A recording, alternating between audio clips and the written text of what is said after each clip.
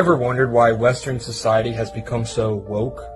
Well, to answer this question, we have to look at the Frankfurt School. Founded in 1923 by two Jewish Marxists named Karl Grunberg and Felix Weil. The basic idea was that traditional class Marxism was not effective in creating a communist revolution in a lot of these Western countries. So Marxist scholars theorized that the only way to successfully have a revolution in these countries would be through other means, like the culture and the institutions. But they were kicked out of Germany in 1933 when the National Socialists came to power and saw them as a communist threat to the nation. So they packed up, and after a while they made their new home at Columbia University, New York City. By now the institute was under the leadership of Max Horkheimer, another Jewish Marxist. Horkheimer, along with another Jewish Marxist named Theodor Adorno, would come up with concepts like critical theory. The basic idea of critical theory was to criticize and undermine every aspect of traditional Western society, which would ultimately lay the groundwork for things like critical race theory, anti-white rhetoric.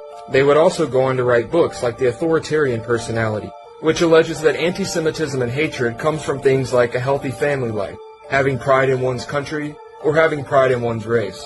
Herbert Marcuse was another prominent figure in the Frankfurt School, and he was another Jewish Marxist. Along with a couple other Jewish Marxists, they were incredibly influential in the 1960s New Left movement, laying the foundation for things like the LGBT movement, radical feminism, sexual liberation, and political correctness, and really just laying the groundwork for what we would know today as wokeness. They also proposed that the best way to propagate these ideas would be through radio, television, mass media, film, and education. And well, you get the idea. But the main point of this video was really to shine a light on all of the prominent members, being Horkheimer, Adorno, Marcuse, Walter Benjamin, Erich Fromm. All these people are Jewish.